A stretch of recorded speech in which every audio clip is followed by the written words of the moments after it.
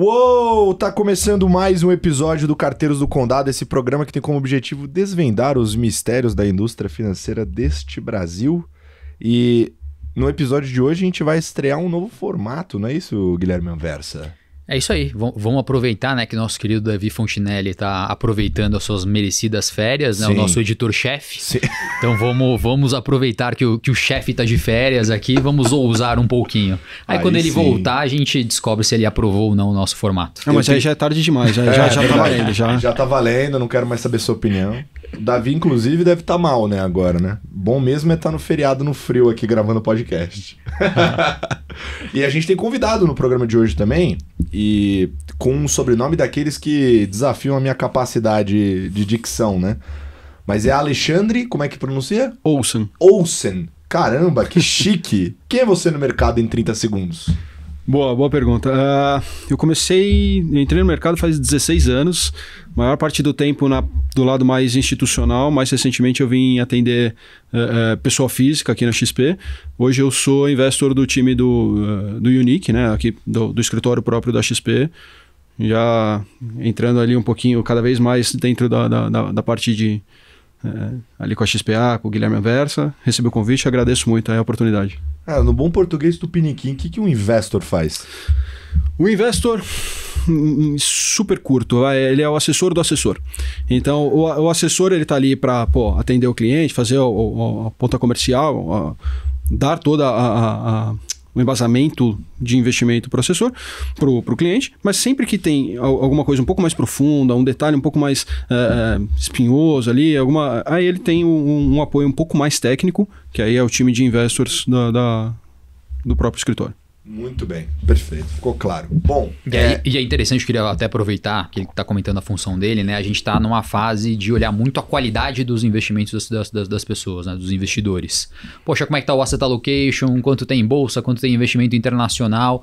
Então a gente está num trabalho muito forte aqui de qualidade, asset allocation e carteiras administradas. Então, dentro desse trabalho de olhar carteiras administradas, onde você busca uma gestão profissional, um asset allocation ali, que é de alguém que vai estar cuidando disso do seu dia a dia, o Alexandre aí é a pedra fundamental dentro desse processo, unindo o que a XPA faz em termos de asset allocation e traduzindo, né, sendo esse assessor do assessor ali para quem está na ponta final.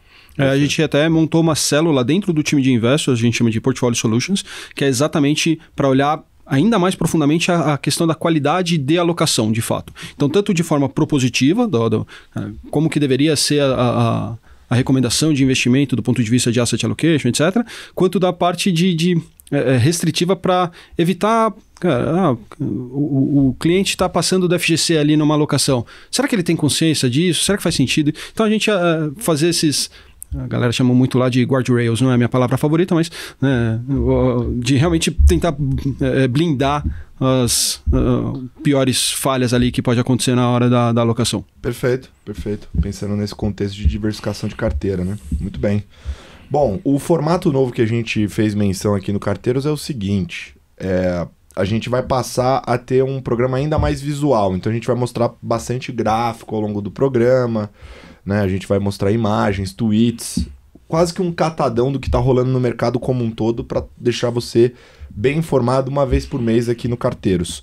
E para você que consome o Stock Pickers no YouTube, obviamente é visual. Para você que consome no podcast, não que eu esteja fazendo uma propaganda, não estou recebendo nada por isso, mas o Spotify tem uma função agora onde você consegue assistir o vídeo na plataforma de podcast. Não sei se toda a nossa audiência sabe disso. Então, toda vez que a gente citar um gráfico, você que estiver escutando pelo Spotify, você consegue ver o gráfico que a gente está citando aqui. No mais, obviamente, vai ficar o desafio para a gente de explicar os gráficos e as imagens para quem não está no Spotify nem no YouTube, entender o que a gente está querendo dizer. Mas começando do começo, vamos abrir pelo radar e acho que tem slide aí já, não é isso? É isso aí. Então, em respeito aos corredores, quem isso, tá andando de bicicleta, na estrada, a louça, vamos respeitar e tentar fazer o máximo descritível possível para quem tiver depois a curiosidade acessar na versão no detalhe. É isso. Mas começando até, fechamos o semestre, né? Então o Radar de Fundos esse mês é especial, porque a gente faz esse compilado aí do que foi os primeiros 6 meses de 2024. E para começar, eu queria trazer uma notícia positiva, né? Para um período ainda onde a gente vai ver que a Bolsa não foi tão bem, multimercados ainda não foi tão bem. Eu queria começar mostrando a notícia de que passamos por um primeiro semestre do ano de captação positiva para fundos de investimentos.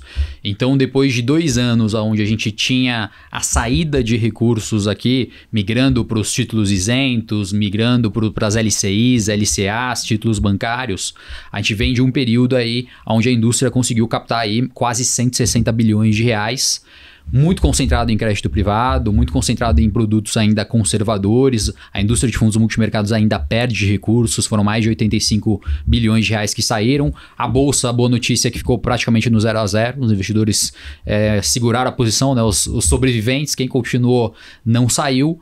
Mas estamos saindo aí de 2 anos de um período muito ruim para a indústria em termos de fluxo, e aí fundos voltando a fazer parte de uma parcela interessante dos recursos dos investidores. Então essa é a boa notícia do radar do primeiro semestre. Indo para crédito, a gente trouxe aqui um slide para mostrar a recuperação, né? Além desse fluxo, né? No slide seguinte, a gente tem um pouco do que foi além desse último semestre, mas o último 1 ano e meio. Né? Porque a gente veio de um ano de 2023, onde a gente falou muito dos eventos de crédito, Light, Americanas, tudo que aconteceu de volatilidade, eventos no segmento de crédito privado. Então foram ali 3, 4 meses onde a indústria sofreu em termos de performance. A gente começou a ver alguns sinais de resgate, e o que a gente enxerga é que a performance da indústria ela já recuperou toda a queda. Então, quando a gente olha os índices, né, o IDA-DI, os índices de crédito privado da JGP, todos eles já recuperaram e ultrapassaram o CDI nessa janela de 18 meses. Então, quando eu pego um consolidado da indústria de fundos de crédito privado, né, os fundos de maior liquidez, eles estão rodando ali a CDI mais meio, né, CDI mais 0,8, os fundos de crédito privado um pouquinho mais arrojados, né, que buscam ali o CDI mais 1, CDI mais 1,5, estão conseguindo entregar esse retorno, né, um CDI de 5,22% nesse primeiro semestre, os fundos de crédito entregando ali na média 6,30%, os fundos high yield a mesma história, mais de CDI mais 1. Quando a gente olha as janelas dos 24 meses, que mostram um pouco do efeito de lojas americanas, todas as classes de ativos aí superando o CDI, exceto os fundos atrelados ao IPCA, né, os fundos de infraestruturas atrelados ao IPCA, mas não por uma questão de crédito privado, e sim por conta do IMAB, né? Então aquele componente de risco de mercado, ele jogou contra os produtos de crédito privados atrelados ao IMAB nesse primeiro semestre e nos últimos 18 meses. Então a primeira notícia aqui desse nosso radar de fundo do primeiro semestre é uma notícia bem positiva. O fluxo está vindo, os gestores conseguiram navegar muito bem aí essa recuperação pós os eventos de crédito de 2023, e a indústria está conseguindo entregar aí o seu CDI mais 1,5 de maneira bem ampla, tá? O único detalhe que eu faço aqui em termos de crédito é que quando eu olho esse fluxo, ele está muito concentrado ainda nos fundos DI, nos fundos de crédito dos bancões, nos fundos talvez com uma taxa um pouquinho mais alta. Eu acho que tem um espaço aí para reorganização patrimonial, para buscar um pouco mais os produtos com um prazo um pouquinho mais longo. Você tem uma noção da média da taxa, assim, que esses fundos cobram? São taxas ali entre 1,5 e 2, então então são taxas bem altas aí para fundo caro. Para fundo, então e muito dinheiro entrando ali, o que a gente mapeou no mês de maio foram mais de 35 bi entrando nesse tipo. Miram o quê? 100% de CDI, não é isso? Líquido de custos vai dar 98, 99% de CDI, então... Sai disso aí, se tiver um desse aí, pode vender agora o fundo. Mas acho interessante o seguinte, né? Porque se a gente voltar no tempo e lembrar do evento, quando aconteceu Lojas Americanas e Light, o que basicamente rolou ali foi uma tensão, os fundos acabaram sentindo, alguns deles, né? E muita gente acabou resgatando. Isso. Só que quando você resgata o dinheiro, o gestor é obrigado a vender a carteira inteira. Então teve muito papel que sofreu de maneira não justificada, digamos assim, por fundamento, né? Então acho que abriu uma oportunidade de compra ali, os gestores que conseguiram fazer um bom trabalho de girar a carteira aproveitaram esses spreads de crédito, né? Aquela taxa do crédito ali mais gordinha, aproveitaram para encarteirar esses ativos e estão bebendo dos frutos agora com essa normalização, né? Mas a tendência para frente é continuar vendo esses bons resultados advindos dessa oportunidade que apareceu ou não? Você acha que já foi? Para os produtos, para as estratégias mais líquidas, nos parece que a maior parte do prêmio de fechamento de spread, ele já foi, né? Então, quando a gente pega o índice da JGP e faz a quebra por estratégia, né? Pegar a parte de maior qualidade, maior rating, os ativos de maior qualidade e melhor rating, eles já se encontram em yields muito próximos, né? A taxas que eles negociavam em 2019, antes do Covid. Então, o play aqui do crédito privado é muito mais você carregar essa posição que ele vai te dar um prêmio ali acima do CDI, mas o prêmio de fechamento de spread, ele talvez esteja muito mais nos produtos mais high yield, que não sofreram, não passaram por esse mesmo rally e também não tiveram a mesma volatilidade que a gente viu nos produtos high grade, mas ainda agora a conversa de crédito é muito mais uma conversa de carregar a posição para o longo prazo. Muito bem. O que mais que a gente tem? Agora vamos para a história mais difícil aqui do nosso bate-papo. Fundos multimercados. A gente vem de um mês de junho onde praticamente o IHFA ficou no 0 a 0, mas a fotografia de 2024 é uma fotografia bem complicada. Por quê? Quando a gente olha a performance relativa dos fundos multimercados contra o CDI, o quanto esses gestores conseguiram gerar de retorno, excesso de retorno em relação ao CDI, a gente está no pior semestre dos últimos 15 anos.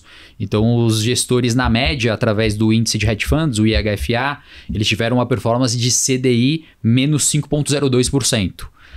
A última vez que a gente tinha tido um período tão ruim foi em 2008, no segundo semestre de 2008, onde a gente teve a crise financeira nos Estados Unidos, onde os gestores tiveram uma performance na média de CDI menos 7,15%. Né? Então, o alfa negativo em relação ao CDI no período numa magnitude muito alta.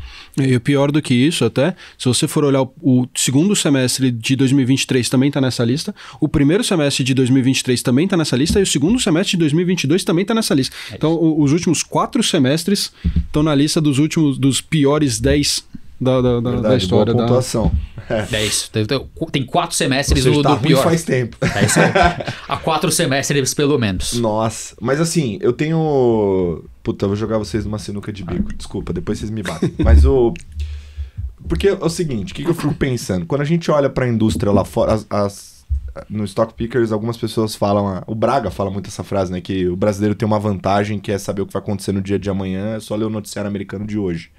Quando a gente olha a indústria de fundos nos Estados Unidos, esses fundos que têm essa cara macro, né, mais tradicionais, assim, hoje lá fora, eles são bem menos relevantes do que eles foram no passado, né? Essa indústria ela diminuiu muito de tamanho nos Estados Unidos e abriu espaço para os hedge funds, mas com aquela cara de que tem mais ações, né? É uma outra pegada de hedge fund, digamos assim, né? Nome bonito é Equity Hedge Fund. É isso. Essa indústria cresceu muito lá fora e aqui diminuiu, né? Até os fundos, talvez, Total Return, que a gente fala aqui, que é aquela turma que às vezes a gente chama de long buys aqui no Brasil, né? Que é basicamente uma tendência a estar comprado e fazer proteções, etc. Também é uma indústria que ganhou muita força.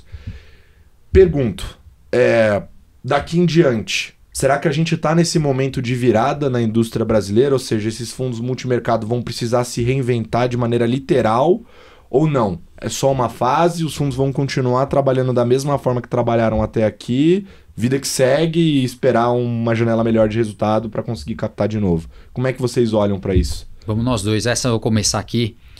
Falando que primeiro os gestores já estão tentando, já estão começando a se reinventar, né?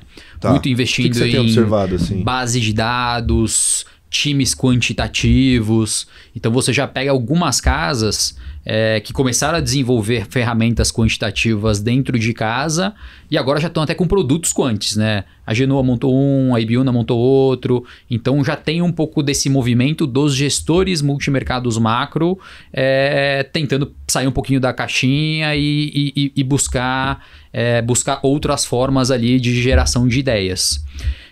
Eu acho, né, aquele famoso olhar para os Estados Unidos para ver o que vai acontecer aqui. Eu acho que a gente vai ir para essa tendência, né, de mais ferramentas quantitativas, esses fundos equity hedge funds ganhando mais espaço e relevância. Só que eu acho que isso se atrasou. Tá? Então acho que a gente vai demorar mais tempo para chegar lá. Nós estávamos caminhando para essa indústria dos quants, dos equity hedge funds. O juro bateu 2 lá. É isso.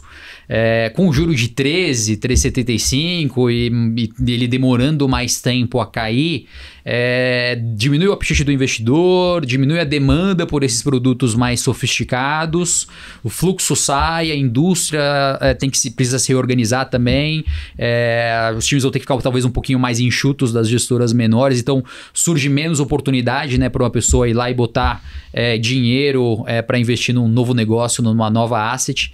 Do que a gente monitora da indústria, foram só 3 assets que foram criadas em 2024, né, assets independentes para atrair novos recursos e muito ainda no universo mais de ativos e líquidos.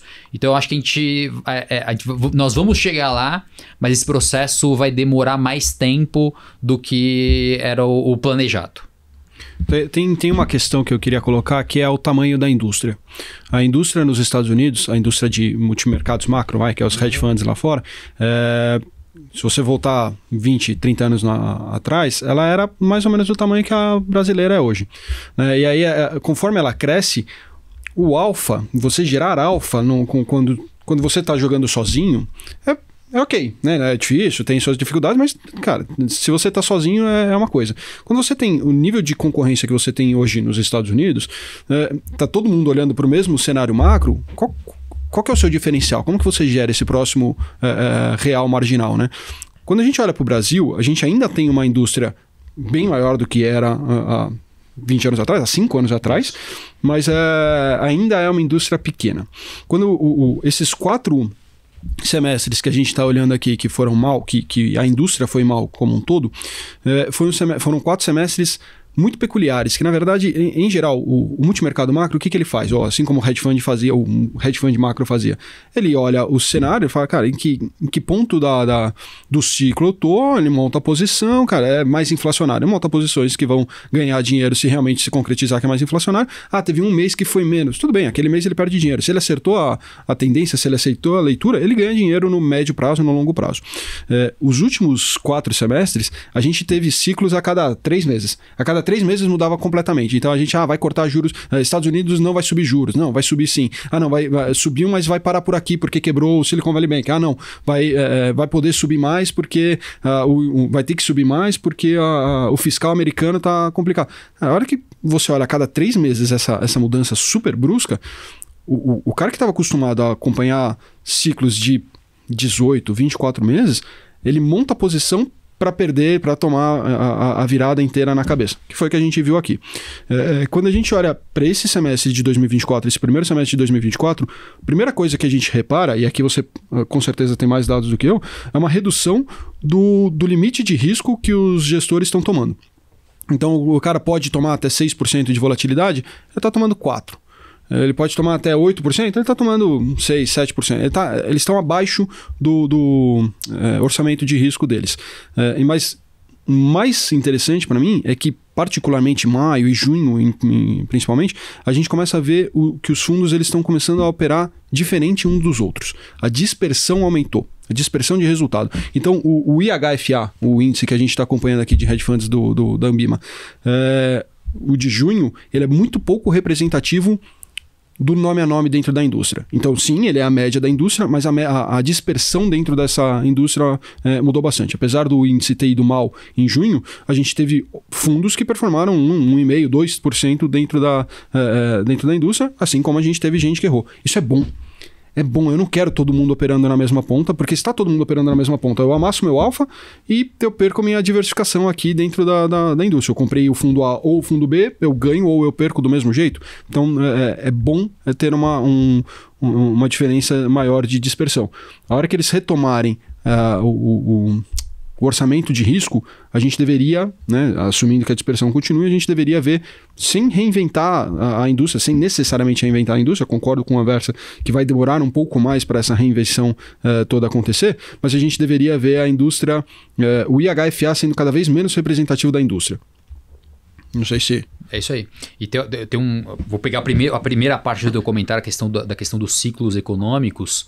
Isso influenciou também os fundos quantitativos aqui no Brasil que operam tendências, né? Então eles querem exatamente capturar essa tendência de mais longo prazo. Se você pegar os últimos 2 anos para a indústria de produtos quantitativos de modelos seguidores de tendência, como foi muito idas e vidas de ciclo, eles não conseguiram capturar uma tendência longa, que é exatamente o que o gestor multimercado, na maioria das vezes, está tentando pegar, né? Tem os gestores que são mais táticos, mas as grandes casas estão tentando pegar todo o movimento de queda de juros ou alta de juros, valorização do preço de ativo. Tá muito difícil fazer isso. Até pelo tamanho do fundo, né? Um fundo muito grande, não dá para você ficar pegando tendência de uma semana. É isso. Você virar todo o seu fundo em uma semana. Então você precisa de uma tendência um pouco mais longa para conseguir surfar isso. E um mercado que perdeu liquidez nesse período, né? Quanto de resgate na indústria? De multimercado, 85 bi esse ano. Nos últimos 2 anos está mais ou menos em torno de 200 bi. De uma indústria de 400, 600... Não, um tri... Um tri mais ou menos. Tomou 20% de resgate nos últimos 12 meses. É razoável. É bastante razoável. Mas eu ainda acho que tem muita gente grande ainda, né? Eu queria perguntar isso. Como é que vocês, como investidores qualificados que são, como é que vocês olham para essa história de tamanho? Porque uma coisa precisa ser dita, né? Até no último episódio do Stock Pickers, a gente recebeu o Teatini do XP Malls e ele falou sobre isso, né? Que a taxa de administração normalmente ela é um incentivo perverso, querendo ou não, né? Porque, enfim, se você captar muito dinheiro, você vai cobrar lá, sei lá, 2, 1,5 em cima desse dinheiro todo que você tem. Então você tem um incentivo natural a captar recursos, né? E aí o gestor, né, até o papel do Anversa ali como gestor de fundos, né? É fazer até esse ativismo de ficar cutucando o gestor e falar assim, cara, peraí, é o seu tamanho aqui, você precisa fechar o fundo e tal. Como é que vocês enxergam esse negócio? Assim? Porque assim, a gente perdeu 20% do dinheiro que tinha. Mas será que isso é suficiente para trazer a turma para um tamanho mais razoável? Assim, essa é a pergunta que eu tenho para fazer. Uhum. A gente vai continuar vendo esse movimento, né? De redução de AUM. Eu acho que a gente vai voltar uns 5, 10 anos aí em termos de tamanho da indústria, porque depois de um primeiro semestre como a gente teve agora em 2024, vai demorar muito tempo para a gente ver essa limpeza de janela de performance, né? A gente sabe como é que é a movimentação do investidor. O comentário que o Ale falou, né? De tantos semestres. Tem 4 semestres, tem 4 semestres dos últimos 10. Então até você limpar 4 dos 10 piores semestres da indústria de fundos, vai levar tempo. E vai levar 6 meses, 12 meses. E a gente sabe o efeito retrovisor é muito potente na alocação de recursos de dinheiro novo, né? Você mostrar aquela janelinha bonita de 12 meses é fundamental para o dinheiro voltar a entrar. Então eu acho que a indústria vai continuar encolhendo. Eu acho que o tamanho pode ter tido um efeito nessa dificuldade de geração de alfa. Porque é isso, o tamanho grande no mercado pouco líquido aqui no Brasil fez você olhar talvez outros mercados que não eram da sua expertise, que você não tinha um time com experiência suficiente para olhar esses mercados. E eu acho que a régua de exigência dos alocadores ela vai aumentar, tá? Conversando com a indústria, conversando com outros pares, eu acho que essa exigência dos gestores que operam outros mercados, ela vai ficar, a turma vai ficar mais chata nesse sentido de poxa, você está operando esse mercado, qual que é a tua expertise, geração de retorno nesse mercado. Então eu acho que a cobrança vai ser muito maior por essa atribuição de performance. E aí algumas casas vão ter essa capacidade ainda de atrair talentos, investir em infraestrutura, investir em outros mercados. Eu acho que talvez a gente comece a ver algum tipo de consolidação das maiores ainda num patamar que elas vão acabar sofrendo com resgates, mas elas ainda vão ter muito poder de barganha, de atrair ótimos profissionais que talvez estejam num business que não esteja passando por uma situação tão fácil. Perfeito. Você tem algum complemento, Léo? Eu ia falar que tem casas e casas. A gente, há um ano atrás, quando a gente já tinha passado por 2 semestres muito negativos, todos os multimercados, aqueles caras, os nomes chaves que eu não vou nem citar aqui, todo mundo está pensando nos mesmos nomes, estavam abertos para captação. O varejo entrava tranquilamente. Hoje já reduziu um pouco isso. Apesar de ter tomado o resgate, você vê as principais casas, os caras que estão ganhando dinheiro, apesar desse cenário feio, eles estão fechados para captação. Eles abrem pontualmente, vou abrir aqui, eu tenho um capacity super limitado de 100 milhões. 100 milhões parece muito dinheiro, mas é pequeno dentro da indústria. Né? E aí esse dinheiro, o cara pega porque ele está vendo alguma oportunidade. Tem esse cara que controla muito bem o seu passivo, até ficou famoso, esse já é um pouco mais antigo, quando o Verde devolveu o dinheiro. Né? Exatamente, é gestão de passivo. Cara, eu não estou vendo tanto alfa assim, tanto mercado, tanta liquidez que eu consigo operar tudo isso. Tá aqui o dinheiro de volta. Né? Então é responsabilidade do gestor. Não é todo gestor que pensa assim, não é nem todo gestor que talvez deveria, né? O cara tá menor, etc. E tem o gestor que tá falando, não, eu vou captar mais, mas eu vou de fato abordar outros mercados com uma estrutura, cara, robusta. Não é o analista sentado aqui no Brasil analisando o micro do equity americano. Cara, é muito difícil você ter um analista brasileiro sentado no Brasil, um cara para cobrir a bolsa inteira americana e falar que não, beleza, você consegue operar Estados Unidos. Não consegue. Você tem que ter uma equipe robusta para de fato poder entrar em outros mercados. E você quer entrar de fato em outros mercados para ter mais liquidez, para poder aumentar o seu fundo sem destruir aqui capacidade de geração de retorno. Perfeito.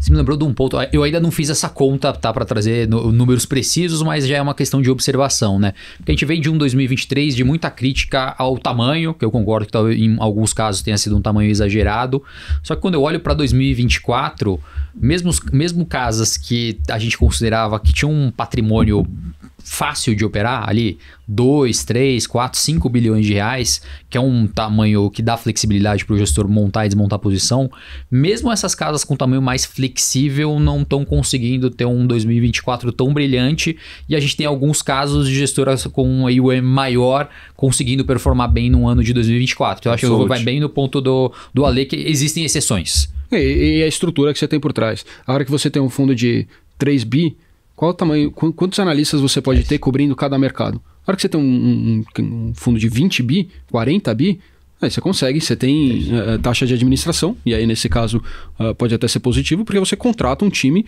mais senior, um time maior, um time eventualmente espalhado pelo mundo para cobrir outros mercados e você não ficar preso aqui, cara, qual o tamanho da profundidade do book de DI F26. Perfeito. Acho que é cada caso, então, essa é a resposta. Muito bem. Vamos seguir? Vamos para a bolsa, né? Falamos de multimercados, eu acho que vale a pena a gente comentar de bolsa. É um primeiro semestre onde o Ibovespa cai 7,66% no acumulado do ano. Aí, um pouco do que o Ale comentou de dispersão de retorno, a gente consegue ver também na indústria de fundos de ações. Então, o primeiro quartil da indústria, por exemplo, de fundos long buys, que tem essa capacidade de defender, os destaques conseguiram se defender. Então, queda de 3,55 versus uma bolsa de 3,66 é uma boa defesa. Só que o que chama a atenção é que a mediana, né, dos gestores é uma queda muito parecida com a do índice, 7,54 contra uma queda de 6,66. E quando eu pego a média dos gestores de ações puros, long only, a queda é até maior, 9,50. Qual que é a explicação para isso? A explicação está no indicador abaixo do Ibovespa, o SMLL, o índice de small caps. O índice de small caps cai quase 15% em 2024, então existe uma parcela dos gestores da indústria que tem um pouco desse viés de trabalhar com um pedaço do portfólio em small caps, e o primeiro semestre não foi um bom período de performance para as ações menos líquidas da bolsa aqui do Brasil. E realmente, assim, os long buyers conseguiram defender bem, assim, estão caindo metade, né, do Ibov, pelo menos o primeiro quartil, né? E de fato, assim, eu acho que a questão do small é menos sobre as empresas pequenas e talvez mais a representação do resultado das empresas locais. Sim. Que é onde os gestores acabam tendo a concentração de posição, porque, enfim, eles ficam diferentes do índice, né? Não só em número de ativos investidos, mas também de concentração, mas os temas também, eles normalmente ficam mais longe da parte de commodities e tal, que é 1/3 da bolsa. e que no passado recente tem performado muito bem, né? Tem sido destaque, né? Petrobras, por exemplo, assim, esse tipo de empresa, os investidores de valor, que geralmente estão ali nesse long only ali, a maior parte dos casos, né? Tem um horizonte mais longo de investimento, eles acabam ficando longe desse tipo de ativo, investindo em outras coisas, e aí acabam sofrendo mais do que o índice nesse período, uma janela ruim aí para os fundos de ações. Eu tenho mais uma sinuca de bico. Que é o seguinte. Volta, Davi, vamos ter que voltar ao formato anterior. Falta muita... Esquece esse formato aqui, não tô gostando, não. Mas eu tô tentando levar informação para nossa audiência que nunca chegou nela. É isso que eu quero extrair de vocês. Que é o seguinte, eu tenho uma outra provocação. Uma vez um amigo meu chamado Guilherme Anversa disse que... Ex-amigo. Ex-amigo. Perfeito, ex-amigo. Mas esse meu ex-amigo disse que... na época, assim, eu jovenzinho lá, 22 anos, olhando para a indústria de fundos, eu falava assim, poxa, a galera fica perguntando muito sobre benchmark, né? Como comparar o fundo, taxa e tal. Aí ele virou para mim assim e falou categoricamente, falou, cara, o importante é o seguinte... Eu estou ganhando dinheiro com esse fundo? O fundo tá ele gera dinheiro? Tá ganhando dinheiro pros clientes? Tá. Então, cara, isso daí é secundário, a gente olha depois. O importante é ele gerar resultado. Se você estiver cobrando uma taxa de administração em cima do CDI, ele é um fundo de ações, mas ele tá me gerando retorno, não importa. Assim, eu tô ganhando dinheiro. Mas eu fico me perguntando, hoje em dia, menos sobre benchmark, porque você já me ensinou isso, mas sobre a estrutura de cobrança desses fundos. Por exemplo, um fundo long only, que é basicamente uma carteira de ações ali que o gestor selecionou e que, em tese, ele vai permanecer investido durante 5 anos nessas ações. 2,20, assim, essa cobrança ela tá certa, tá cara. Eu fico pensando muito nisso, assim, cobrar 2,20 para fazer gestão de uma carteira livre de ações é a melhor cobrança, é a melhor estrutura de remuneração. Talvez num long bias, que tem mais essa cara de hedge fund americano e tal, mais complexo, faz outras estruturas, opera aqui lá fora, derivativos e tal, talvez ali a gente possa dizer que faz sentido, mas para um fundo long only que vai só comprar as ações e carregar elas, você está comprando basicamente essa inteligência daquele time de escolher esses papéis. Vocês acham essa estrutura razoável ou vocês acham que isso também vai precisar ser revisitado daqui em diante? Posso começar? Manda lá. Vai ser super rápido a minha. Eu acho que qualquer coisa que você não esteja disposto a fazer ou que você não consiga fazer você mesmo, faz sentido você pagar alguém para fazer para você. Perfeito. Seja, cara, o advogado, o contador ou o gestor de fundos. Então, o long bias, eu concordo contigo. Ele é mais complexo, cara. O cara vai operar globalmente, ele vai tomar a taxa de juros. Já tentou tomar a taxa de juros na física? Não é um negócio trivial. Né? Então, aqui, o multimercado, etc., essa parte eu fico super tranquilo em pagar. O long only, se ele fizer uma análise mais profunda do que eu sou capaz de fazer, ou está disposto a fazer essa análise que eu não estou, eventualmente faz sentido pagar. Se é 2,20, se não é, aqui é muito... Eu prefiro pagar 2,20 para o cara e ele me entregar 15%, 16% ao ano, do que pagar 1,10 e o cara me entregar, depois de taxa, 12% ao ano. Então, o bom gestor, em tese, ele vai ser mais caro, assim como o bom advogado ele é mais caro. Perfeito. E aí eu passo a bola para o Anversa para falar, cara, 2,20 faz sentido para alguém ou não. Ninguém deveria cobrar tudo isso.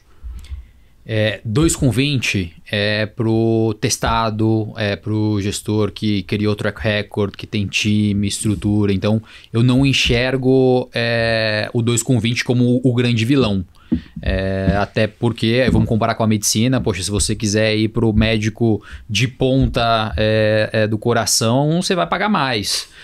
Se quiser ir num bom pediatra, eu que vi bastante pediatra, poxa, você quer ir num especialista, a conta é maior. Uhum. Então, poxa, se você quer comprar o gestor de ponta, muito provavelmente ele vai ter um custo maior. E aí eu também estou olhando para Estados Unidos, em que a gente tem alguns casos até dos gestores que cobram mais do que 2,20. Sim. A taxa são até maiores do que o 2,20. O que não significa que o cara não erre. O pediatra, isso aí. Ele pode falar besteira e, né, eventualmente você está contratando a cabeça do cara, não significa que ele é imune a erro, naturalmente. É isso. Mas sim, você quer o de ponta, você paga mais caro.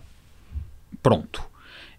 Só que eu acho, aí eu vou colocar o que o Guilherme, que conversou com você há 7, 8 anos atrás, ele mudou a forma de pensar, que está na questão de recorrência de cobrança de taxa de performance, do 20. Isso aí não é falado.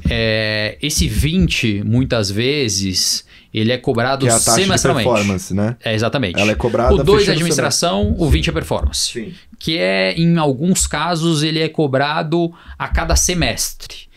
A indústria oscila entre a cada semestre e a cada ano. Então, poxa, terminou o semestre, gerou alfa, vai cobrar 20% em cima do excesso de retorno. Ou terminou o ano, gerou alfa, cobrou 20% em cima do excesso de retorno. Ou Guilherme, agora de 2024, a minha leitura é que talvez esse 20 esteja com um horizonte muito curto de tempo. E aí, poxa, estamos falando de assets, eu acho que vale a menção honrosa aqui a TB Capital, que é uma gestora que surgiu, que foi montada aí nos últimos 2 anos. Vai cobrar só depois de 3 anos, né? 3 anos de taxa de performance. Eu acho que isso tem um alinhamento de interesse, um valor importante para quem quer ser cotista de um fundo de ações ou até mesmo multimercado. Então, o que eu discordo de mim do passado é essa questão de recorrência de taxa de performance. Eu acho que a gente tem uma oportunidade aqui na indústria de produtos que aceitem exista uma incidência de taxa de performance, mas talvez, poxa, todo semestre seja pesado demais.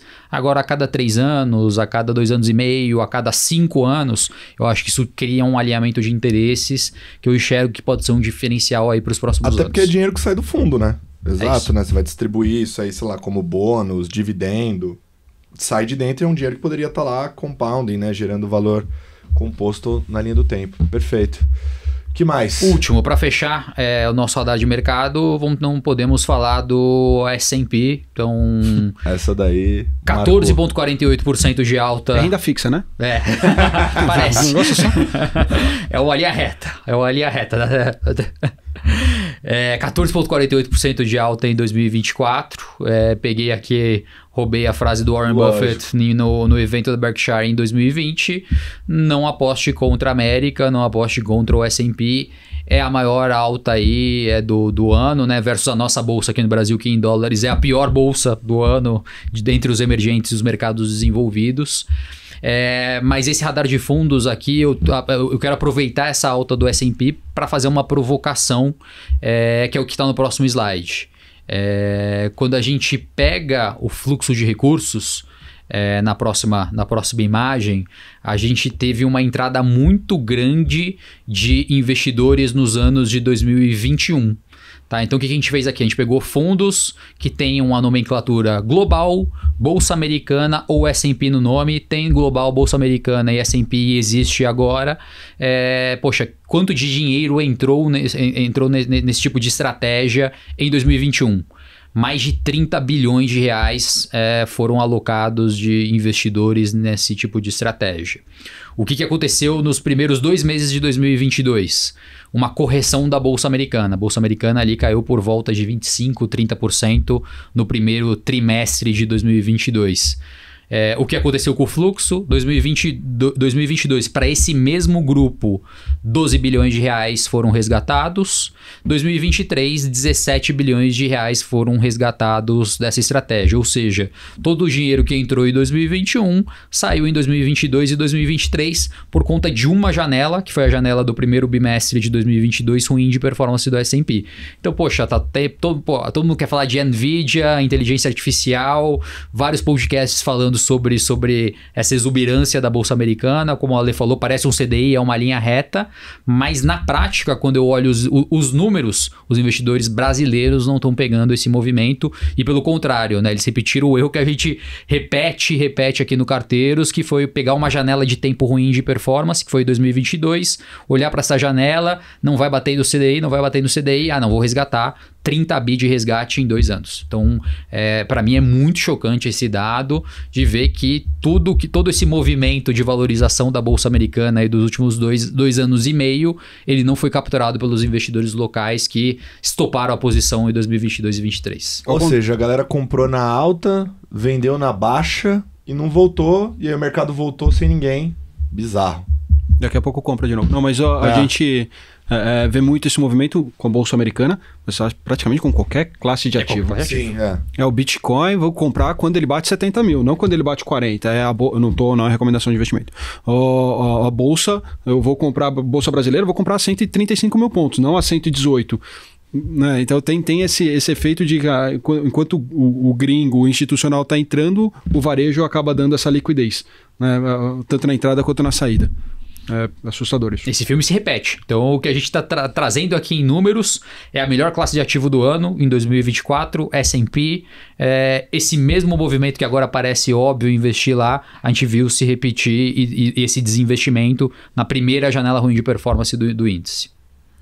Tem um amigo meu que é gestor de fundo global, e ele falou para mim uma frase muito interessante que mostra o quanto as coisas têm que ser contra-intuitivas, né? Mas ele falou assim, o vale dos preços sempre se forma, obviamente, no pior momento, mas o melhor momento de compra é quando você está no pior momento e não há nenhuma sinalização de resolução desse momento. O único sinal que você tem para comprar é simplesmente as notícias pararem de piorar. Então, a hora que para de piorar, mas você ainda não tem sinalização de solução, é aí que você compra. Então, assim, é exatamente no meio da incerteza que os melhores preços acontecem, né? E o brasileiro parece, o investidor no geral, né?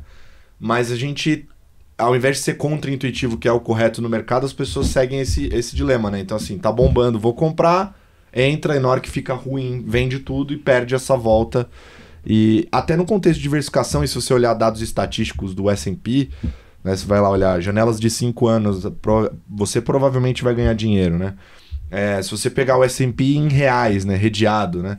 Que a gente costuma... Aqui o brasileiro às vezes confunde isso, que eu já fui assessor, falei muito com pessoa física, então eu sei, confunde às vezes, né? Parece que tem mais risco quando você tem o dólar, né? Mas não, é o contrário, é menos risco. O mercado te paga para fazer essa troca, né? Então você ganha dinheiro para transformar em reais, então você ganha o dinheiro para transformar dólar em reais, mais a performance da Bolsa Americana. Isso no longo prazo é bizarro, assim. É difícil achar alguma coisa que bate esse troço no longo prazo. Então o brasileiro aí, em vez de manter o investimento no longo prazo, resgatou esse dado surreal, absurdo. Você falou um negócio aqui que eu queria destacar, a diversificação. Quando você monta uma carteira e realmente você entende o que você está comprando, você está pessimista com Bolsa Americana, ao invés de 5%, você cai para 3%. Não você cai para 0%. Perfeito. A hora que você está otimista, você sobe de 5% para 7%, não para 50%. Perfeito. Né? Então, a hora que você está acompanhando a sua carteira, perdi o time, putz, beleza, então tem 2% a menos no meu portfólio que eu deveria ter, ou até em cima de uma carteira que subiu, em cima de uma posição que subiu 14% no ano. Não, eu perdi completamente a alta ou eu tomei toda a queda na cabeça, né? Realmente, investir não é para ser legal. É isso. É verdade, não é para ser emocionante. Não é Vegas. É para ser chato. É né? isso, é para ganhar dinheiro ao longo do tempo, não é para ganhar dinheiro na próxima semana. É pra você fazer aposta, né? É isso. Eu lembro até que o saudoso Dex, quando eu trabalhava com ele lá na locação, ele falava assim, quando eu usava o termo aposta, ele ficava inclusive irritado. Falava assim, cara, não é pra você falar mais esse termo aqui, que isso aqui não é aposta, a gente não faz aposta. Mas é isso, é pra ser chato, é pra não ficar mexendo. Eu lembro que em 2020, quando a gente teve a queda da bolsa, né, a gente tinha um comitê de alocação lá no Research que era feito mensal, ele virou diário. E aí a gente entrava todo dia no call para pegar os dados recentes de Covid, pegar as notícias, pegar os resultados, o que a galera tá falando no mundo, pra gente pensar assim, o que a gente fazia nas carteiras, porque a gente voltou do carnaval, começou tudo a cair, você não conseguia nem se mexer no mercado, porque você abria com o negócio em circuit break, já caindo 10%, não tinha muito o que fazer. E aí o Dex falou, e a gente procurando assim o que fazer, o Dex falou a frase, né? Falou assim, cara, passarinho que pula demais leva chumbo. O mercado já caiu, a gente caiu junto.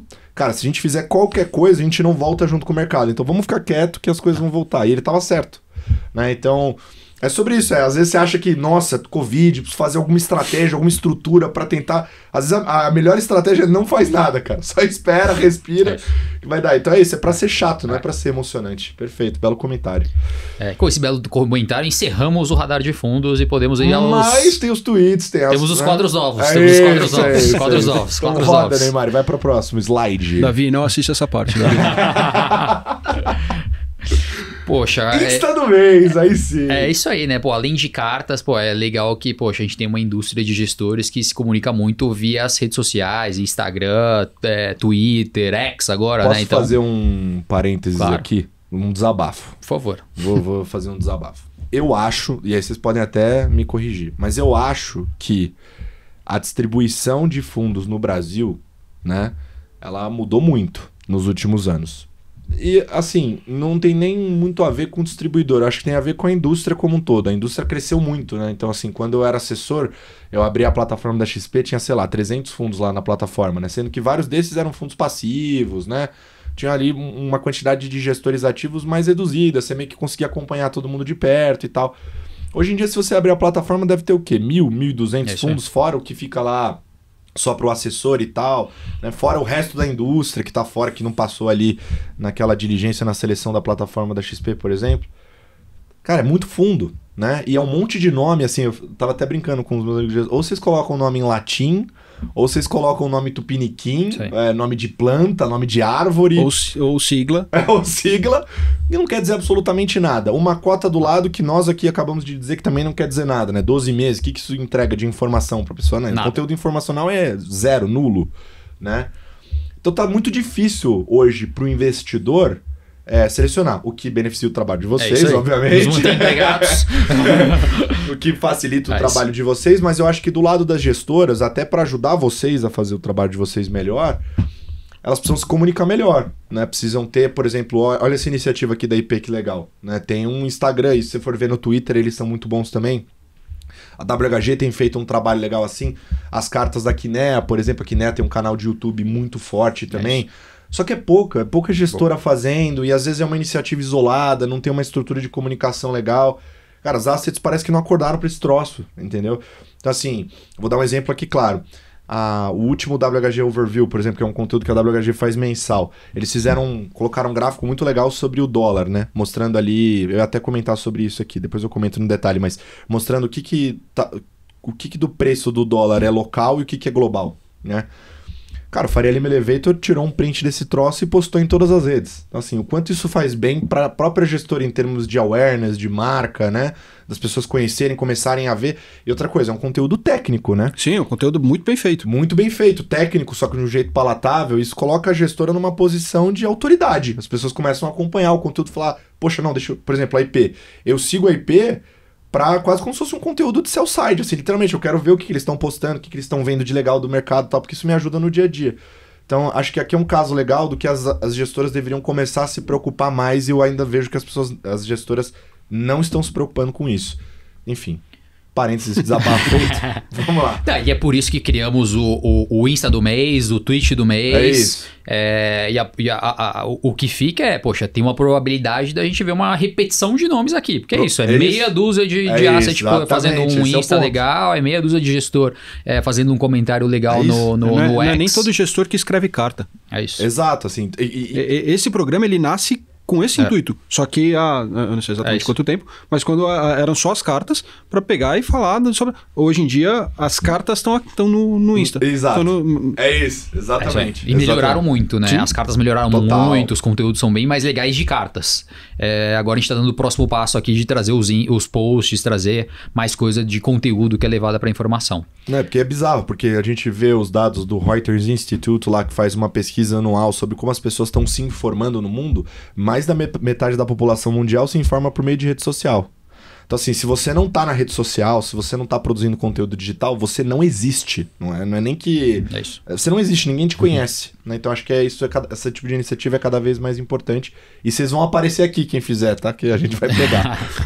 É isso aí. E Se o for Insta... bem feito. É Exatamente. Aí exatamente. Aí com a qualidade apareceu numa casa que já faz isso há um bom tempo, que é a IP. O Insta do mês vai pro post que eles fizeram aqui sobre o Peter Lynch. Então, a teoria do coquetel. Peter Lynch era um cara, um gestor, né, que não acreditava muito nas previsões para o mercado financeiro. Não era, não consultava muito esses gurus, só que ele tinha uma teoria aqui que se dividia em 4 estágios. Primeiro estágio deles, né? O mercado, início do mercado de alta, ninguém quer falar sobre o mercado de ações, a performance não tá legal ainda, é um sinal que o mercado está prestes a subir. Ninguém está falando muito sobre esse assunto. Segundo estágio, né? O mercado já começa a subir, já subiu ali seus 15%, mas tem meia dúzia ali de bem informados que já estão falando, opa, tá na hora da gente olhar melhor para essa classe de ativos. Terceiro estágio, as bolsas dos mercados já subiram mais de 30%. Então aí todo mundo tem uma dica, aparecem milhares de ganhadores e todo mundo quer discutir, mas o detalhe, tá na hora de entrar. E o último estágio, né, é aquela euforia. É o vizinho perguntando, você sai na rua, táxi, amigos. Quando o seu tio, no almoço, tá perguntando se tá numa boa hora de comprar Bitcoin. É a hora que é um sinal de que o mercado tá prestes a cair. Quando o Bonner tá falando lá no Jornal Nacional. E cara, por incrível que pareça, eu acho que isso é zero besteira. Eu uso muito, assim. Quando chega no estágio 3, eu já começo a vender já. Eu já começo a vender alguma coisinha, mas realmente, assim, quando a galera brinca, né? Quando eu escuto no barbeiro, já começa a ficar preocupado. Mas é isso, assim, quando chega nesse estágio é hora de vender. De novo, contra-intuitivo, né? Então, assim, o momento de compra é quando todo mundo tá falando que você é louco, ninguém quer conversar com você sobre ações, né? É sempre contra-intuitivo. Impressionante, muito bom. E para mim o Peter Lynch, para mim, é um dos case já bastante citado em livros de investimento, mas tem, para mim, o melhor case dele é a questão da performance do fundo da Fidelity. Então ele foi gestor por 13 anos de um fundo da Fidelity, de 1977 a 1990. Performance, retorno anualizado do fundo, 29% ao ano. Em dólares. Em dólares. Então, esse eu topo 2,20. Talvez esse eu top também... 3,30. Não, e esse 29% em dólar é líquido, né? Já, ou seja, já cobrou as taxas, já saiu tudo. Talvez até performance semestral para ele. Tá autorizado. Tá autorizado. Só que aí a conta da Fidelity beleza, vamos ver como é que foi a performance dos meus clientes aqui ao investir no fundo, e o investidor médio do fundo do Peter Lynch é retorno negativo. Ou seja, o fundo ganhou 29 e a média do cliente Os investidores tentaram fazer...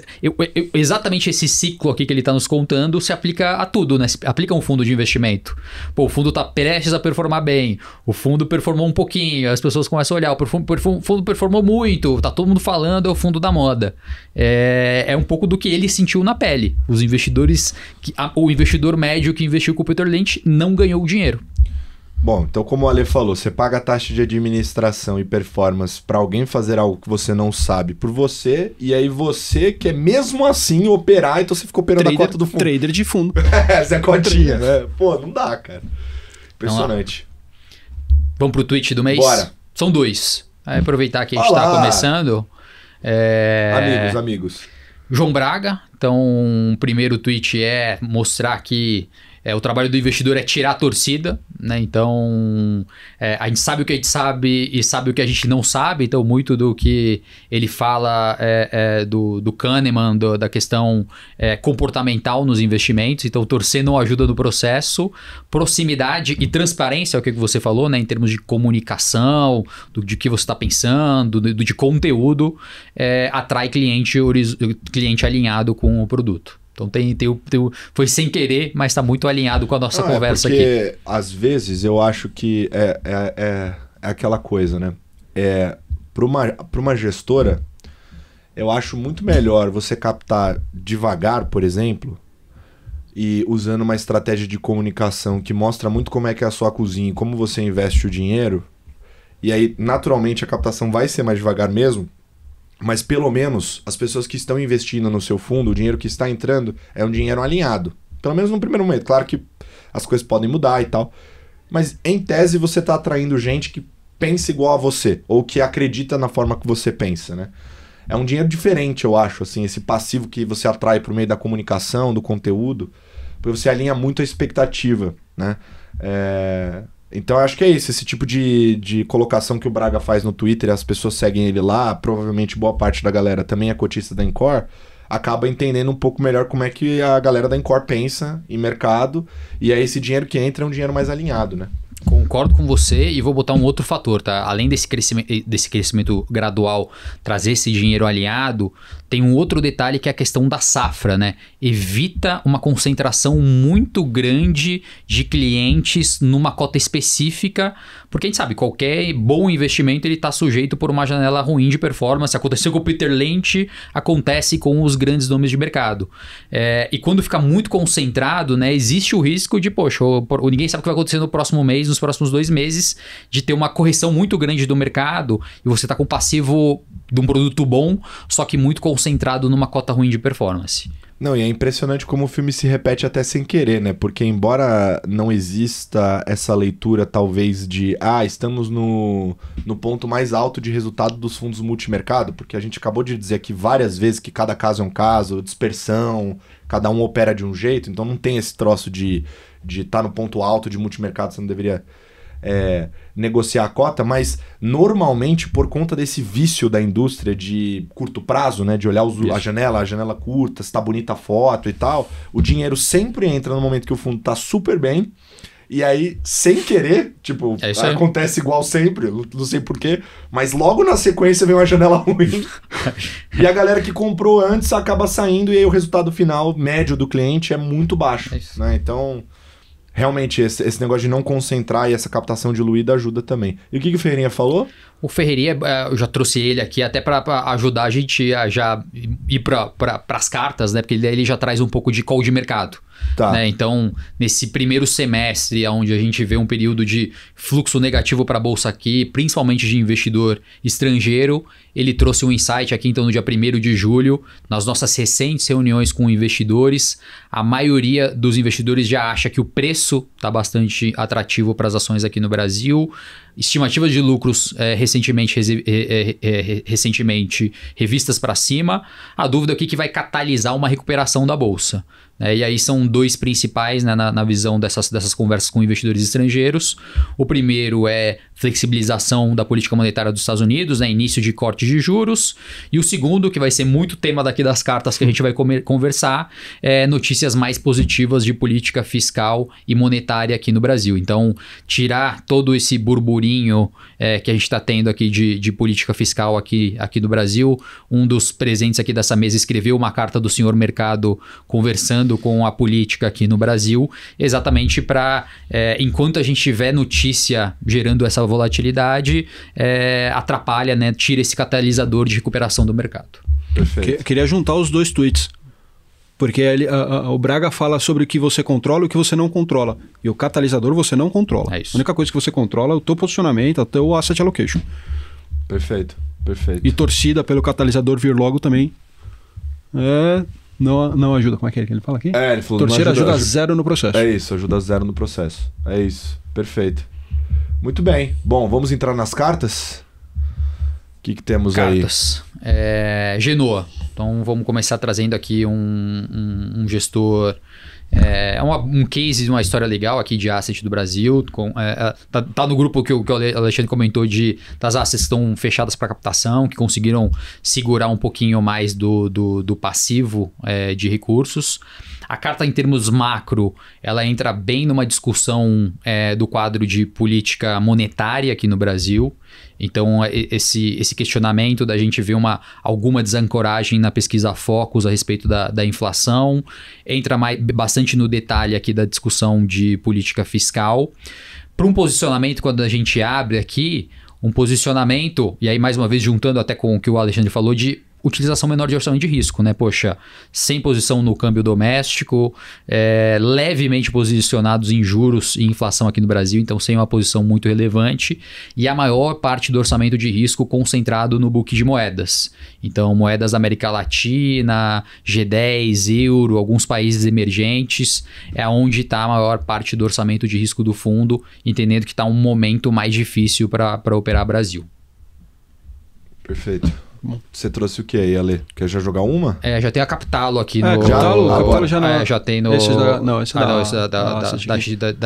Mas eu queria aproveitar a Capitalo porque ele fala bastante, mais ou menos na mesma linha da Genoa, Isso. Aí, boa. Quando ele fala de cenário, ele vai quebrar lá o que é Estados Unidos, o que é Europa, o que é Brasil, e outras cartas também falam isso, mas em todos os ambientes ele fala, olha, parece que a gente está num ponto de inflexão de atividade econômica. Então a gente vinha muito aquecido, inflação ainda sendo um problema, tanto no mundo desenvolvido, quanto aqui no Brasil, a gente muito mais a expectativa do que de fato a inflação corrente. Mas quando a gente olha os dados mais de curto prazo, a gente já começa a ver, olha, o dado de emprego já não está mais tão forte, a inflação desse mês já veio abaixo do que a gente esperava. Parece ser algum ponto de inflexão, né?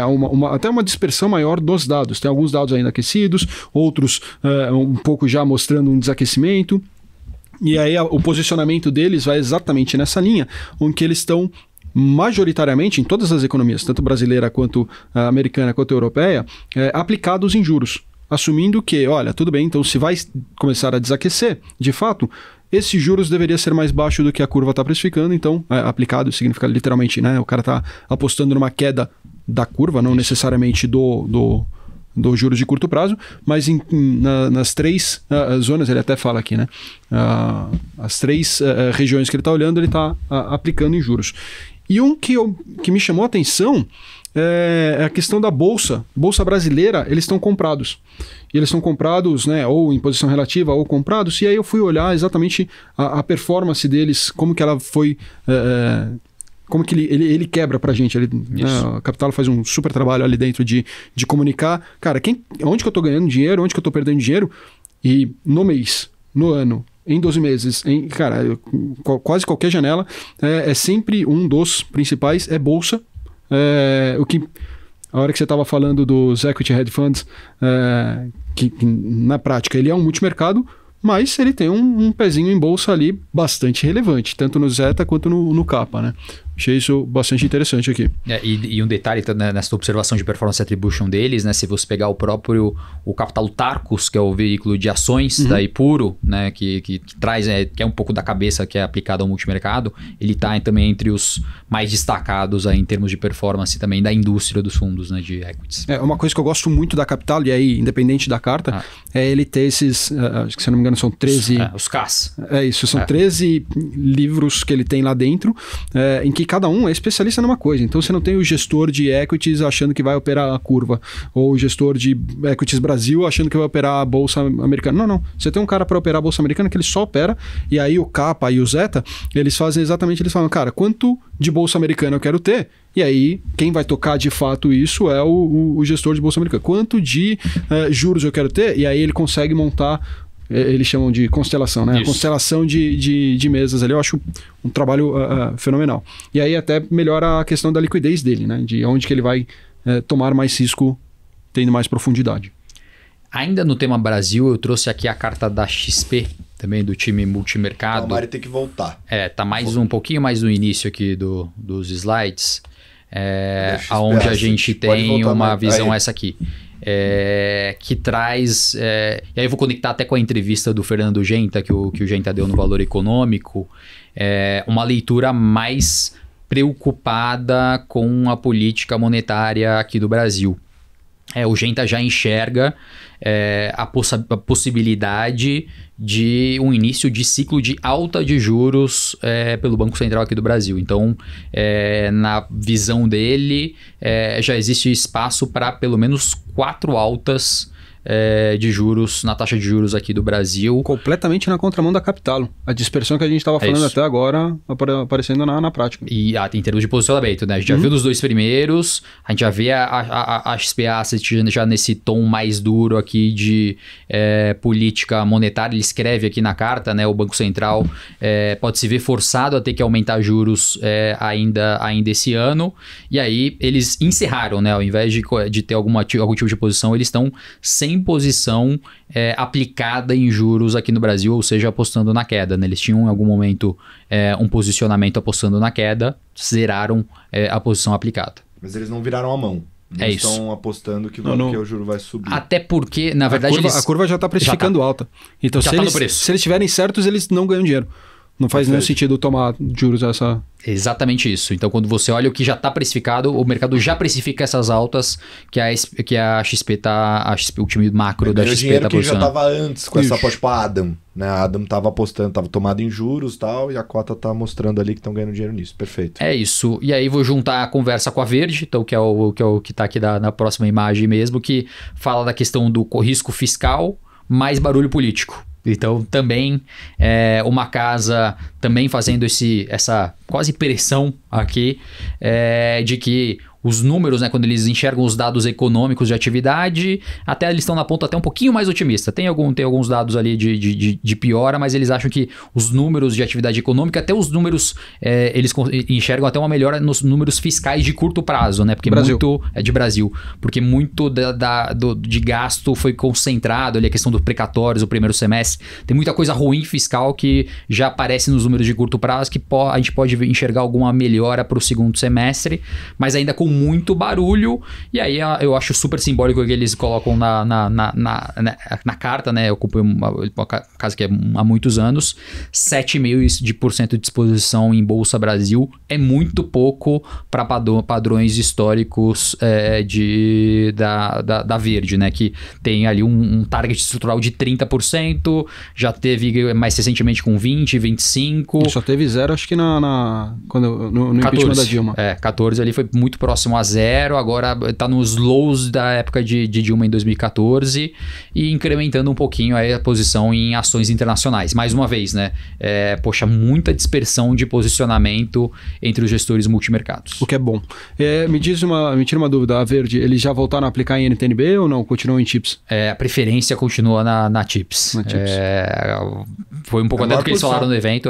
Sim, eu lembro. Eles zeraram B, colocaram chips. Eu queria saber se eles já estão voltando. Não. A princípio não. É a principal posição e eles fizeram essa troca justamente por conta do ruído, né? Ou seja, eles achavam a NTNB legal, bom, ótimo, mas por conta da volatilidade, do ruído político... E estavam super certos, né? Porque desde que eles zeraram essa posição, a B abriu. Abriu, exato. Olha só, o Stuberger estava certo. Que surpresa. Exato. Temos mais? Temos mais.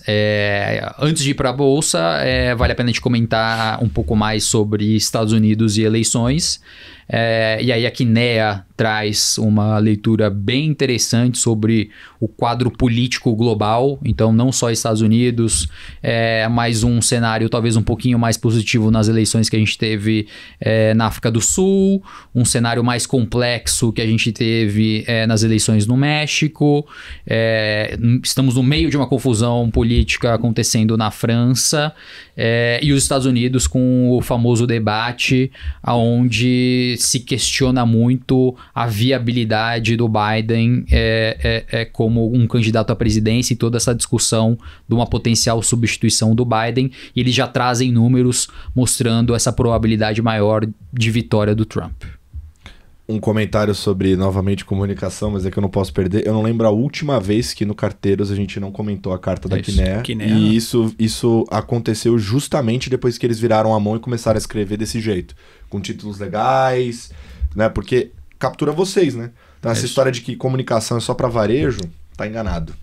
Isso aí, muito bem. A Capitalo, ela fala um pouquinho sobre eleições e ele crava que é Trump... o vencedor, independente do Biden concorrer ou não, e eles ainda falam sobre as duas casas, o Congresso e o Senado, serem mais republicanos também, por conta do debate... Red Wave. Interessante. É isso. Por conta desse último debate que aconteceu. Por conta desse último debate.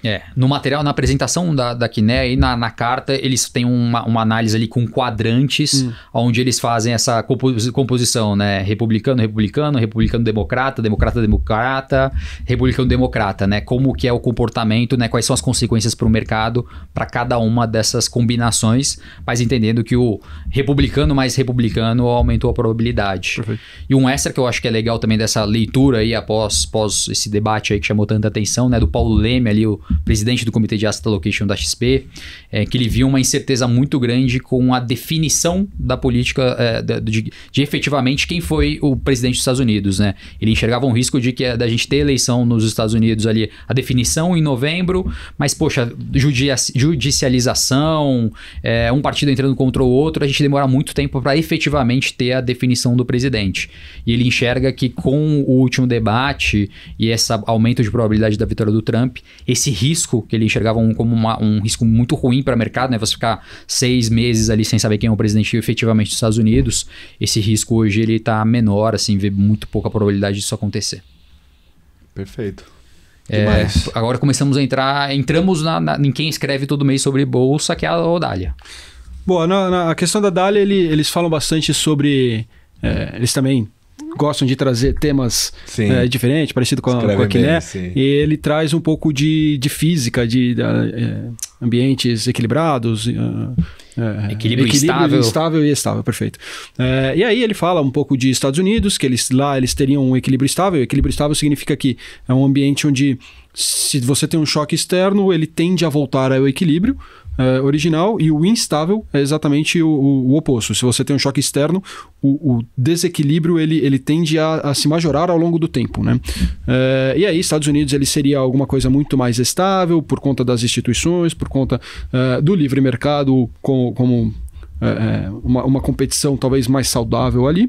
A China ele coloca também como um ambiente estável, e aí completamente de outro ponto de vista, instituições sim, mas zero mercado, né? Zero mercado não zero, mas a estabilidade vinda muito do governo, um planejador central, etc., que ele consegue absorver esses choques externos.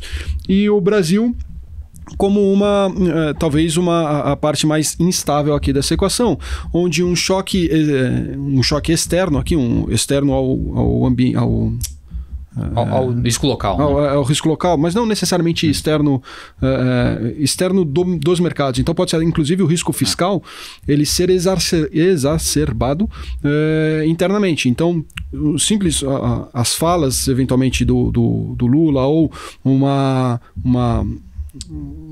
um Copom menos alinhado ou um choque nas commodities, e a gente vê o dólar, por exemplo, como aconteceu em junho, ele indo talvez além do que os próprios fundamentos mediriam.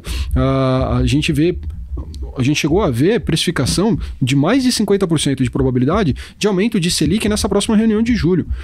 Eu não consigo imaginar o economista, de fato, olhando e falando, não, faz sentido para essa de julho. Até o final do ano, talvez tenha espaço, mas para essa de julho, a gente viu mais de 50%. Aqui é um efeito, talvez, que um choque externo ao modelo, ele é exacerbado pelo mercado, né? E aí ele traz exatamente qual é mais fácil de você operar, qual é mais fácil de você dar opinião, num modelo estável, como Estados Unidos, como China, ou num instável como o Brasil, onde qualquer choque externo ele pode ser ir para muito longe assim do fundamento, e aí por conta disso a gente tem um prêmio de risco maior aqui no Brasil.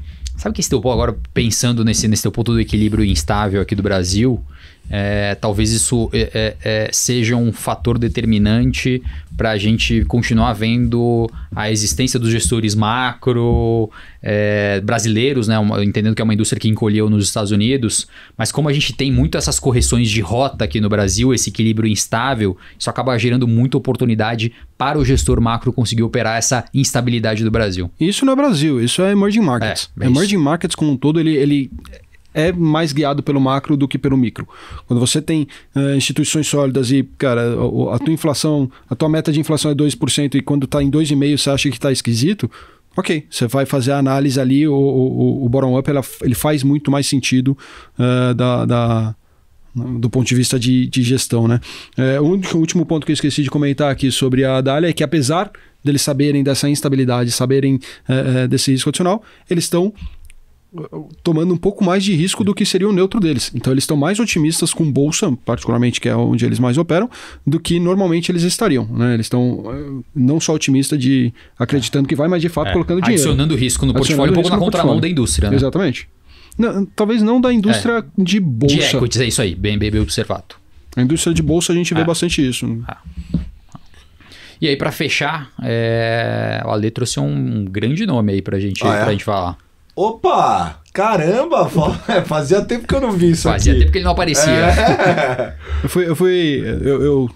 Normalmente eu tô do outro lado, né? Eu tô ouvindo esse programa. E fazia tempo, realmente. Eu não lembro da última vez que falaram de alguma coisa internacional. Eu falei, pô... Mandou bem. Vou trazer. E aí, esse aqui, por coincidência, a obra do destino, sei lá, a gente acabou de ter a conferência bianual da Oaktree. E aí a carta deles desse mês, né? Na verdade é esse resumo que eles fazem, eles trazem os principais, se eu não me engano são 6 pontos que eles estão observando, que foi mais falado ali na conferência. Eles trazem para essa carta, é uma carta um pouco mais longa do que as outras. Eles têm inclusive um podcast, né? O The Memo do Howard Marks, que um dos episódios eles falaram exatamente sobre essa carta, mas o principal ponto aqui dele, para mim, obviamente, é o Howard Marks, né? Quando ele fala, a gente para e ouve, mas a questão de se o ambiente mudou, se você deveria ou não fazer alguma coisa a respeito, e ele obviamente entende que sim, e ele entende que sim, o ambiente mudou. Né? Os últimos 40 anos, e ele bate nisso já há bastante tempo, desde que ele escreveu lá o Sea Change, né? Um memo que ele escreveu. Nos últimos 40 anos, a gente viu os juros americanos exclusivamente para baixo, né? Ou de lado ou para baixo, ou zero. E nesses últimos... caiu, sei lá, de 20% ao ano para zero, literalmente. Nesse último ano, 2023 e começo de 2024, a gente vê esses juros voltar para 5 e pouco. E mesmo que ele volte... acho que ninguém acha que vai voltar para zero, mas digamos que ele volte para zero, estamos falando de 5 para zero e não de 20 para zero. Então esse efeito, a gente não estaria no mesmo ambiente hoje que a gente esteve nos últimos 40 anos, e você aplicar exatamente as mesmas estratégias que deram super certo nos últimos 40 anos, não vão funcionar, não necessariamente vão funcionar daqui para frente por ser outro ambiente. E aí, obviamente, ele fala, bom, se os juros vai ser mais alto e vai ter menos fechamento de juros, talvez ativos de risco não performem tão bem, bolsa particularmente não performe tão bem quanto performou nos últimos 40 anos, e aí ele faz todo o argumento em favor de renda fixa, que ele é um gestor de renda fixa, né? Ele é um gestor de crédito, então ele é a parte enviesada, mas a carta, a leitura dele, eu acho que é bem... no mínimo provocativa. É isso. E tem um detalhe interessante que eu achei que é uma reflexão boa, né? Poxa, você pegar os últimos 100 anos do S&P, é um retorno anualizado ali de 10% ao ano. Você já consegue encontrar coisas no mercado americano de renda fixa e crédito privado com um retorno, se não muito próximo, mas com uma performance, com um retorno no yield e contratual, né? A diferença da renda fixa é que você tem um contrato falando quanto você vai ganhar. A bolsa, não. É exatamente esse o ponto que ele explora na carta. E além de Índia, só que eu acho que tema de Índia... ele fala um pouco de Índia, mas acho que é fala... para um outro momento. É interessante ler como um todo, mas eu destacaria principalmente o primeiro ponto, que é exatamente esse do Definition of Insanity.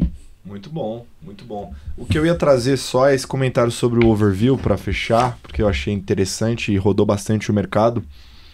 A WHG tem esse conteúdo que é basicamente como se fosse a carta deles, né? Só comentado ali pelo Andrew, que é o CIO, e o Fenólio, que é o economista-chefe da casa.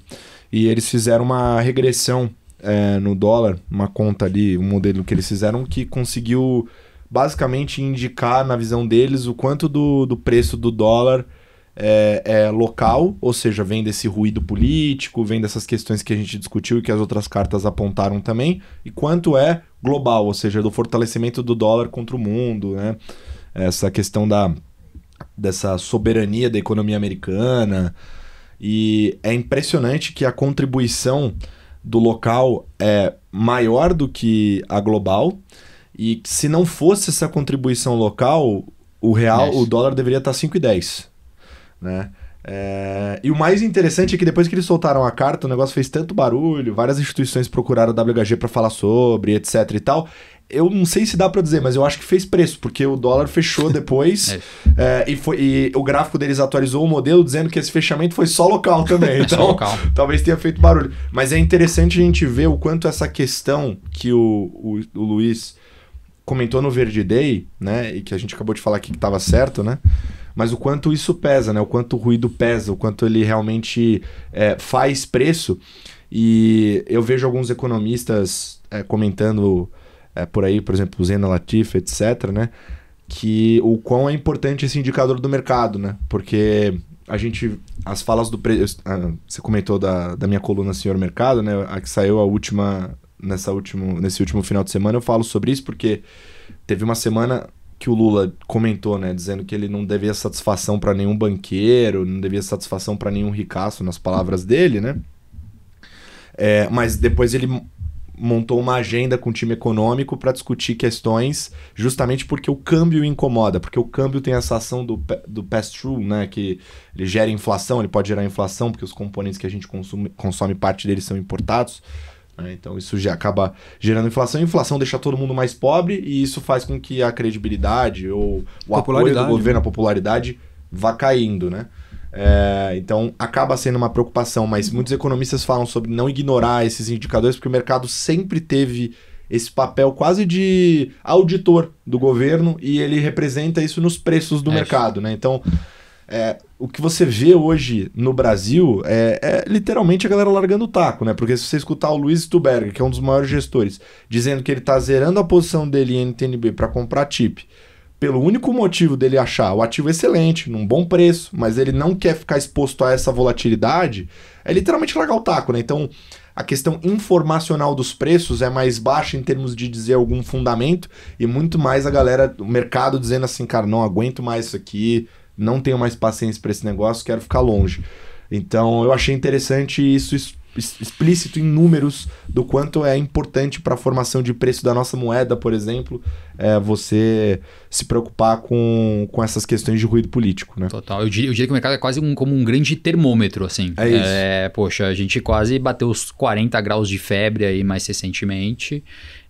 Poxa, talvez seja na hora da gente tomar algum tipo de remédio como país para levar a temperatura para o que é a temperatura recomendada. É isso, porque você vai lá e olha, a NTNB tá IPCA mais 6, você acha eu achava já excelente, escrevi coluna, falei, cara, tá ótimo já, aí você compra, daí passa 3 semanas, vai pra fica ainda melhor. Fica ainda melhor, pior pra mim que comprou, né?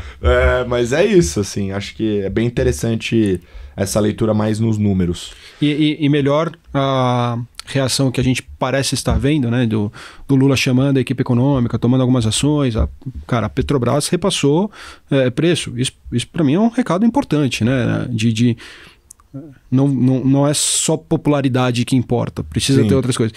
Em outros momentos, outros governos tentaram quebrar o termômetro.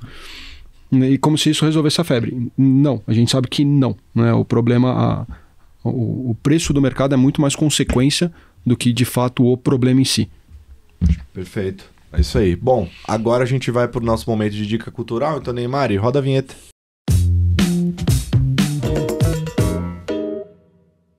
Muito bem. Bom, esse é o momento que a gente dá dicas culturais para nossa audiência, qualquer conteúdo, qualquer coisa que a gente queira recomendar ali. Então, começando por você, Guilherme Anversa, o que você tem para nossa audiência? Mais uma vez, agora vai se beneficiar quem está nos assistindo. Eu queria primeiro dar uma dica de look. Então, pessoal, se puder eu colocar no último slide, da nossa apresentação. Vai lá, Neymar. Quero aproveitar para colocar a minha recomendação de look do mercado financeiro, né? Então, aqui tá o look de Lucas Colasso aí agora nessa... a gente não é mais amigo mesmo, o Ale tava certo. Teve volta. Você achou que essas perguntas aqui ia ter mas ia ser a tranquilo? galera fica zoando por conta da meia, que o tornozelo fica aparecendo e tal, mas isso aí é do patrocinador, Shop Together, nosso parceiro. Mas o que você achou legal? Eu achei legal. Eu acho que é tendência no mercado, então essa estileira aí, sapatos e meia. Assim, pode estar fazendo 23 graus, tá todo mundo usando na Faria Lima. Suando, mas de puffer. E eu tô em expectativa da gente fazer um carteiros nesse belo sofá aí também, que você tá sentado aí, aguardando patrocínios também para o sofá. Vai acontecer. Me parece muito confortável. Vai acontecer. Mas tá aí, a dica de look. Guilherme Anversa. Vai ter volta. Muito bem. E aí, indo para as dicas culturais, voltando à programação normal, carteirinhos do Condado. Claro. Poxa, eu tô nessa fase de ensinar quem são grandes pessoas pro filhote. Então, poxa, Ayrton Senna ele já sabe. Então, poxa, quando ele anda andando de carrinho, ele já fala Senna. Quando ele vê a seleção brasileira, ele fala é o time do Pelé. Então é bom, né? Porque ele não sabe o que tá acontecendo na verdade. Ele não sabe a realidade. Mantém assim, protege ele. Então, poxa, tá bem ancorado na seleção seleção do Pelé. E agora a gente vai começar a dificultar um pouquinho. Então tem a história do Gente Pequena e Grandes Sonhos, lá que é uma edição que tem várias biografias. E agora ele está começando a pegar a preço a Charles Darwin. Então tem a biografia do Charles Darwin. Ele já tá ali, pô, o barquinho do Darwin, o Beagle, o filho do Aver, o filho do Aver, tá. você esquece. Daqui 2 anos ele tá apresentando o Stock Pickers. Já eu tá perdi o emprego. Cara. Então o Darwin aí pras crianças. Tá preocupado. É isso, Pô, que isso, cara? O que você tá formando em casa? É legal pra já dar, pô, pra criança aí já ter esse contexto histórico aí de quem são os importantes. Que isso. Muito então, bem, tá aí. Como é que é o nome do livro? É Gente Pequena, Grandes Sonhos, do Charles Darwin. Perfeito, muito bem. Mas é bem didático aí pras crianças, elas vão gostar. Tem bastante desenho, então dá pra... É de fácil digestão, apesar de um tema complexo. Difícil, né? Perfeito. E você, Ale? Cara, eu vou puxar a fila, até tava conversando com a Versa ontem, no fim do dia, sobre o Carteirinhos do Condado. Os meus filhos, eles são um pouco mais velhos do que os do Anversa, mas eu trouxe também uma visão ali, eu fugi um pouco de livro. Eu fui para vídeos, tem livro também, legal, do Manual do Mundo, que é do Iberê Tenório, acho que vocês devem conhecer. Sim. Ele é meio que o novo Mundo de Beakman, não sei quem que vai se lembrar dessa referência, mas quando eu era criança eu via o Mundo de Beakman, que era... Cultura, na TV Cultura, um cientista maluco, literalmente no caso, fazendo ali as experiências, mostrando, explicando a física por trás ou a química por trás. É mais ou menos o que o Iberê faz hoje em dia no YouTube, com uma produção muito melhor do que na nossa época, mas eu recomendo muito, os meninos lá gostam muito. Então ali já tem pequenos cientistas ali também sendo formados ali pelo Ale também em casa. Perfeito. Nada nesse nível. Só gênio. Tô ferrado, tô lascado. E a minha dica vai ser caseira, na verdade, porque há mais ou menos, que faz uns 3 episódios mais ou menos pra trás, do Stock Pickers, quase um mês, eu tive o privilégio de entrevistar o Gustavo Franco, que é um dos economistas do Plano Real. E foi uma entrevista muito bacana porque a gente ficou, sei lá, 1h40 com ele no episódio, e a gente conseguiu passar por basicamente pegar as impressões dele de como foi a cozinha do Plano Real, como é que foi, na visão dele assim como pessoa, como é que foi esse processo, como que era a realidade do país naquela época, porque eu, por exemplo, não faço a menor ideia, né? Eu nasci em 97. Então você não sabe o que é Beakman também? Exato. Eu não faço a menor ideia do que é hiperinflação na prática, digamos assim, né? E ali tinha do meu lado a Mariana Segala, que é editora-chefe do Infomoney, que viveu quando criança a hiperinflação, e o Gustavo Franco que resolveu ela, né? Então foi interessante ouvir isso. A gente escutou muitas percepções dele também sobre o Banco Central, lembrando que a história do Banco Central começa dali, né? Então, como é que é a cozinha, como ele está enxergando o Banco Central brasileiro atualmente, e aproveitando que ele dedicou a vida dele para uma das questões que mais importam para o mundo atualmente, que é a questão da inflação, a gente perguntou as perspectivas dele de inflação para o Brasil e para o mundo, e inclusive trazendo à tona o modelo que está sendo aplicado pelo governo brasileiro atual, e ele teceu os comentários dele sobre isso, que eu já adianto que não foram comentários positivos. Então eu recomendo que vocês assistam ou escutem o episódio, porque ficou bem legal, e é uma coisa meio atemporal, assim, não é uma coisa que vai ficar velha, você pode escutar a qualquer momento que o conteúdo tá lá. Vou ter que adicionar uma dica em cima disso, então vou botar 3 colunistas aqui. Primeiro, Gustavo Franco. Então, poxa, a gente tá ouvindo muito sobre 30 anos do real, né? 30 anos do real, 30 anos do real, mas poxa, a gente não ouviu 25 anos do real, 20 do real, 10 do real, não teve um rebuliço tão grande.